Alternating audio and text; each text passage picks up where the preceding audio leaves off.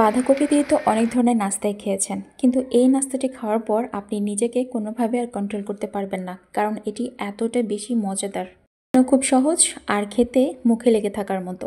এখানে প্রথমে আমি 3 কাপের মতো বাঁধাকপি নিয়েছি, একদম চিকন করে কেটেছি যতটুকু আমার দ্বারা সম্ভব হয়েছে। এরপর এখানে হাফ চামচ লবণ দিয়ে খুব ভালো করে কচলে কচলে মেখে এটাকে আমি 15 থেকে 20 মিনিটের জন্য রেস্টে রেখে দিব। এতে করে বাঁধাকপির গা থেকে প্রচুর পরিমাণে পানি বের হবে এবং বাঁধাকপিগুলো পরিমাণে কমে আসবে। 20 মিনিট পর বাঁধাকপিগুলোকে নিয়ে এভাবে হাত দিয়ে চিপে চিপে সমস্ত পানি বের করে নিচ্ছি। এখানে এই পর্যায়ে বাঁধাকপির ভিতরে আর কোনো ধরনের পানি অবশিষ্ট থাকবে না, একদম ঝুরঝুরা হয়ে গিয়েছে। আর এরকম ঝুরঝুরাই করতে হবে এই রেসিপিটি বানানোর জন্য।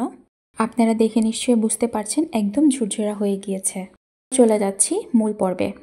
আমি এখানে হাফ কাপ পেঁয়াজ কুচি দিচ্ছি স্বাদমতো ধনিয়া পাতা কুচি, স্বাদমতো দিচ্ছি পেঁয়াজ পাতা কুচি, প্রায় 2 টেবিল চামচের মতো হবে। এখানে দিয়েছি আদা এবং রসুনের পেস্ট 1 চামচ, হাফ চামচ লবণ, 1 চামচ দিয়েছি ধনিয়া গুঁড়া, হাফ চামচ দিয়েছি লাল মরিচের গুঁড়া, হাফ চামচ দিয়েছি হলুদ গুঁড়া, 2 টেবিল চামচ দিয়েছি কর্নফ্লাওয়ার এবং সেই সাথে আমি এখানে 2 টেবিল চামচ দিচ্ছি আটা। কর্নফ্লাওয়ার যদি আপনাদের হাতের কাছে না থাকে সেক্ষেত্রে আপনারা এখানে চালের গুঁড়াটাও ব্যবহার করতে পারবেন। সব কিছুকে খুব ভালোভাবে মেখে নিতে হবে। প্রথম দিকে মাখতে একটু বেশ শক্ত মনে হবে, কিন্তু আস্তে আস্তে মাখতে মাখতে এটা অনেকটা নরম হয়ে আসবে এবং শেপ দিতে খুব সুবিধা হবে। আপনাদের কাছে যদি মাখতে একটু অসুবিধা মনে হয় তাহলে ডিম অথবা সামান্য তেল ব্যবহার করতে পারেন, তবে পানি ব্যবহার করবেন না। এরপর আমি এখানে 1 চামচ চিনি দিয়ে দিলাম। চিনি দিলে কাবাবের টেস্টটা অনেক বেশি ভালো আসবে। আপনারা অবশ্যই দেওয়ার চেষ্টা করবেন, তাহলে টেস্ট আপনারা নিজেরাই বুঝতে পারবেন। আপনারা দেখতে পাচ্ছেন মাখতে মাখতে খুব সুন্দর একটা কনসিস্টেন্সিটা চলে এসেছে। এরপর আমি এখানে 1 চামচ ঘি ব্যবহার করলাম। ঘি দিলে কাবাবের টেস্টটা খুব বেশি ভালো আসবে। হাতের মধ্যে আমি আরও 1 চামচের মতো ঘি মাখিয়ে নিয়েছি। আপনাদের কাছে যদি ঘিটা অ্যাভেলেবল না থাকে সেক্ষেত্রে আপনারা চাইলে তেল ব্যবহার করতে পারবেন। একটু ঘি দিচ্ছি যাতে করে একটু ফ্লেভারফুল হয়। ঘি দেওয়ার পর আমি আমার পছন্দ মতো কাবাবের শেপ দিয়ে নিচ্ছি। তবে আপনারা চাইলে আপনাদের পছন্দ মতো স্কোয়ার শেপ অথবা যে কোনো শেপে আপনারা এই কাবাবগুলো বানাতে পারবেন। এই কাবাবগুলো একটু বড় করে বানাচ্ছি, তবে আপনারা আপনাদের পছন্দ মতো ছোটো বড় যে কোনোভাবে বানাতে পারবেন।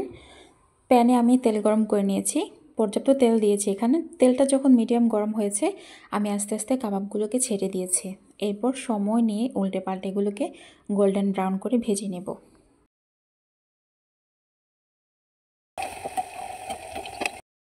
কাবাবটা বানানো খুবই সহজ, কিন্তু খেতে ভীষণ রকম মজা। আমি সস দিয়েও খেয়েছিলাম, আবার ভাতের সাথেও ট্রাই করেছি। দুইভাবেই আমার কাছে ভীষণ মজা লেগেছে। এখন তো শীতকাল আর খুব ফ্রেশ বাঁধাকপি পাওয়া যাচ্ছে। আপনারা অবশ্যই এটি ট্রাই করবেন যদি না করে থাকেন। শীতে আমি কিন্তু বেশ কয়েকবার এই কাবাবটি বানিয়েছি এবং গেস্ট এসেছিল, গেস্টকেও সার্ভ করেছি, তারাও খেয়ে খুব প্রশংসা করেছে এবং তাদের কাছেও খুব বেশি মজা লেগেছে। আসলে এটা মজা লাগার মতোই একটা কাবাব। বাঁধাকপির পাকোড়া বা বাঁধাকপি দিয়ে তো আমরা বিভিন্ন ধরনের নাস্তা করেছি, খেয়েছি, কিন্তু এই কাবাবটি অনেকেই ট্রাই করেনি। তাই আমার অনুরোধ থাকবে টেস্টটা কেমন সেটা বোঝার জন্য হলে একবার ট্রাই করবেন। আশা করছি অনেক বেশি ভালো লাগবে। এটা খেতে যে এতটা বেশি মজা, একটা খেলে আপনি আপনার মুখ কন্ট্রোল করতে পারবেন না। কালারটা খুব সুন্দর এসেছে, আপনারা দেখতে পাচ্ছেন। এবার আপনাদেরকে একটা ভেঙে দেখাচ্ছি যে ভিতরের অংশটি কেমন হয়েছে। রেসিপিটি কেমন লেগেছে অবশ্যই কমেন্ট করে জানাতে ভুলবেন না। ভিডিও ভালো লাগলে লাইক, কমেন্ট, শেয়ারের পাশাপাশি আমার পেজটি ফলো দিতেও ভুলবেন না। সবাই ভালো থাকবেন এবং কুক অ্যান্ড মোরের পাশেই থাকবেন। ধন্যবাদ।